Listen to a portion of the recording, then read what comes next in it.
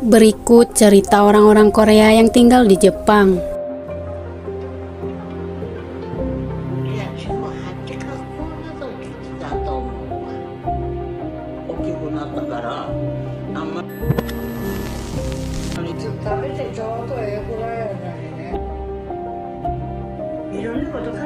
So, tanpa lama-lama lagi, langsung saja pada alur ceritanya.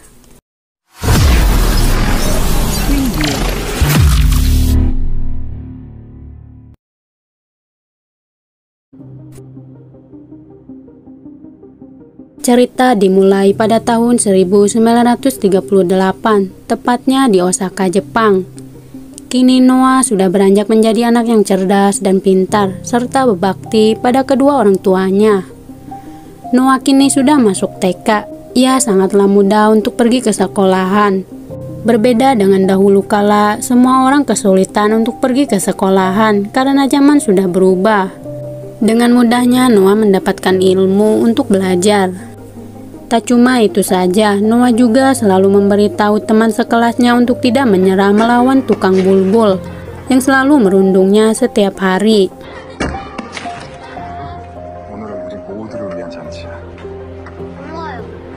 Tak berselang lama, Ishak pun menjemput Noah seperti biasanya. Ishak sangatlah menyayangi Noah dan adiknya Mojasu.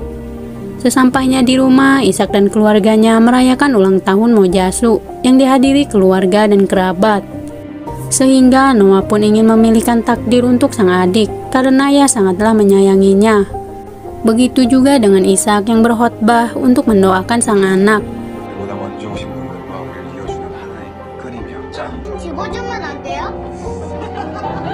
Suatu ketika, Noah merasa sangat khawatir dengan sang bapak yang tak kunjung menjemputnya di sekolah.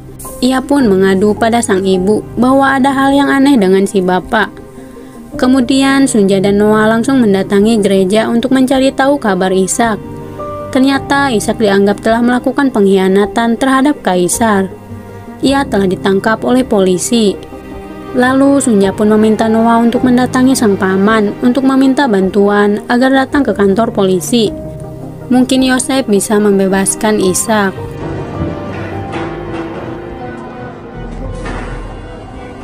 Noah yang sangat pintar, ia mahir dua bahasa, yaitu Jepang dan Korea. Tak heran ia selalu menjadi guru translate-nya sang ibu, lantaran Sunja tidak bisa bahasa Jepang. Usaha mereka tidaklah mudah untuk membebaskan Ishak, karena kesalahannya sangatlah fatal, sehingga tidak mudah untuk dibebaskan.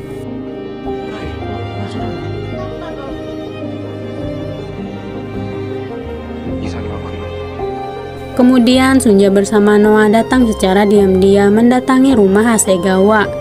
Selama ini Ishak tidak pernah berkata jujur, walau sudah menjalin tali pernikahan selama 7 tahun. Hal tersebut membuat Sunja bertanya-tanya, cuy.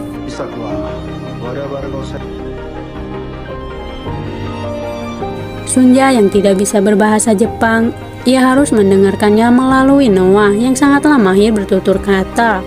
Noah terus menjelaskan mengenai Hasegawa yang merupakan seorang profesor dan komunis. Ternyata misi rahasia Ishak dan Hasegawa mempunyai impian yang sama, mengumpulkan para pekerja demi berjuang mendapatkan kedamaian dan upah yang adil. Mendengar hal tersebut, Sunja sangatlah marah bahwa mereka menentang sang kaisar. Sunja terus memikirkan bagaimana nasibnya ke depannya dengan keluarganya. Siapa yang akan memberikan makanan dan baju lebaran, serta THR untuk Noah dan Mojasu, lantaran Ishak ditangkap.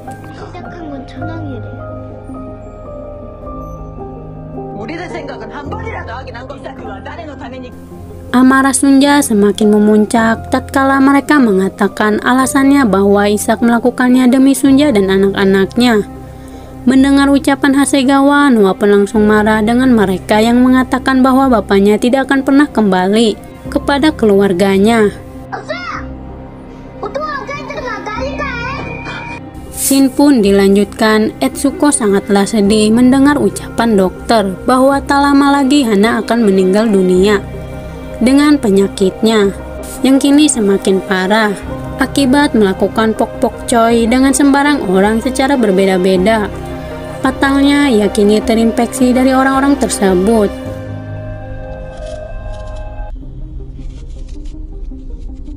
Kemudian sang bapak sangatlah tidak paham dengan tindakan Solomon sampai ia dipecat oleh perusahaannya karena telah meminta ibu pemilik tanah untuk tidak menjualnya, yang mengakibatkan kerugian besar terhadap perusahaannya.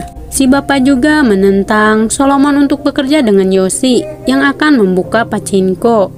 Si bapak menyuruhnya untuk pergi ke Amerika saja, tapi itu tidak bisa karena visanya ditahan. Sehingga ia pun tidak bisa pergi begitu saja, ditambah tidak ada yang mau memperkerjakannya lagi.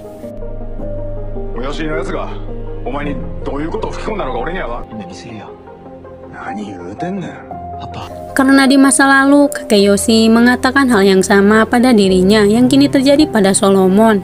Karena watak sang kakek diwarisi cucunya, intinya Mojasu tidak ingin anaknya mengalami yang sama dengan dirinya di masa lalu. Kemudian Solomon pun datang untuk menjenguk Hana yang sudah sekarat. Ia tidak bisa menutupi rasa sedihnya ketika orang yang disayanginya akan tiada untuk selama-lamanya. Tapi keinginan hanyalah satu, ia ingin pergi ke Hawaii untuk melihat ombak yang membuatnya sangat tenang ketika melihatnya. Kini Hana sangatlah menyesal karena telah kabur dari Solomon. Ia tersadar bahwa hidupnya telah disia-siakan. Ya, kalau di awal namanya pendaftaran. Karena salah pengertian dengan ucapan emas Sunja saat di masa kelam. Lantas ia pun meminta Solomon untuk meraih impiannya tanpa menuruti perkataan mereka.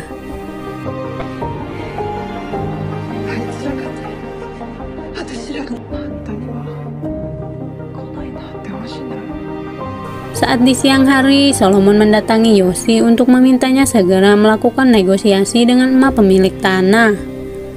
Solomon kini penuh dengan ambisius mengejar semua impiannya. Singkat waktu, Mas Sunja sangatlah iba dengan kondisi Hana yang semakin memburuk. Ia meminta Mojasu untuk bijak terhadapnya. Namun Mojasu berkata mengenai Noah bernasib buruk, entah apa yang terjadi padanya di masa lalu. Sampai Mojasu berkata walau menyayangi mereka, belum tentu ia memahami mereka. Seketika Mas Sunja pun langsung terdiam mendengar hal tersebut. Sin pun kembali pada Sunja yang diinterogasi oleh pihak kepolisian dengan keterlibatannya mengenai pengkhianatan pada Kaisar, yang kini telah menyeret Ishak. Sin dilanjutkan pada Mojasu dan emas Sunja bahwa ia tidak akan membiarkan Solomon mengalami hal yang sama. Karena sebenarnya Solomon adalah anak yang baik, ia sangatlah percaya hal itu. Setelah dibebaskan, Noah dan Sunja melihat Ishak sedang dikawal untuk masuk ke mobil. Noah terus memanggil bapaknya walau ditahan oleh sang ibu. Ia terus berontak, sehingga ia pun mengejar mobil yang telah membawa bapaknya. Tak lama, Sunja pun langsung pingsan setelah mengejar Noah.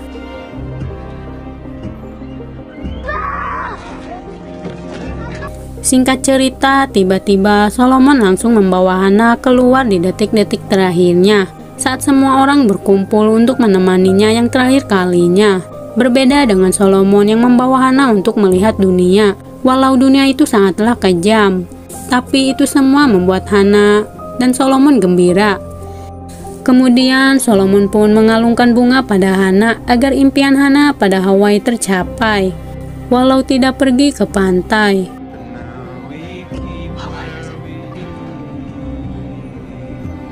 Si ibu pun tidak kuasa menahan air matanya untuk melepas sang anak yang terakhir kalinya.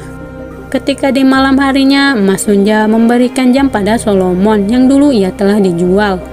Ternyata ia masih menyimpannya. Ia tersadar bahwa jam tersebut membawa berkah untuk keluarganya, meski awalnya mengira itu adalah kutukan. Tetapi jam tersebut membawa dampak baik bagi keluarganya.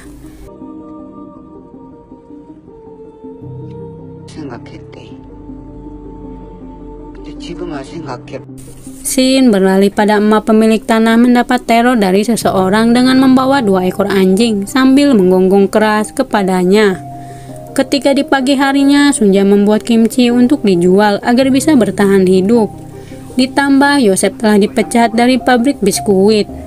Yosef kini harus berjuang mendapat pekerjaan. Maka dari itu Sunja meminta Yosef untuk mengizinkannya membantu perekonomian keluarganya yang kini telah seret.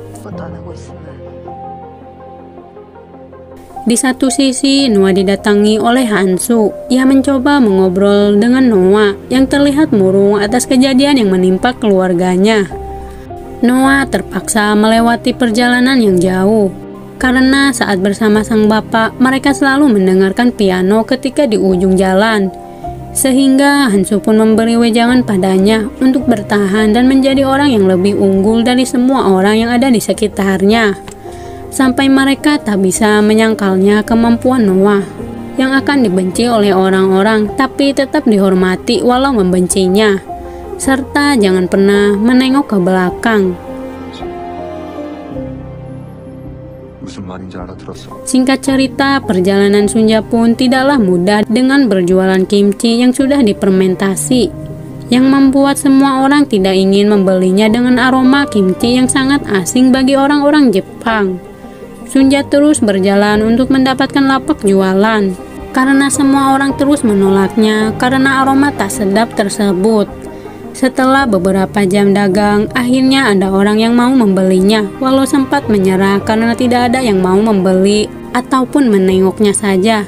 Tapi ia berhasil menarik perhatian semua orang yang membuat dagangannya pun laku. Film pun tamat.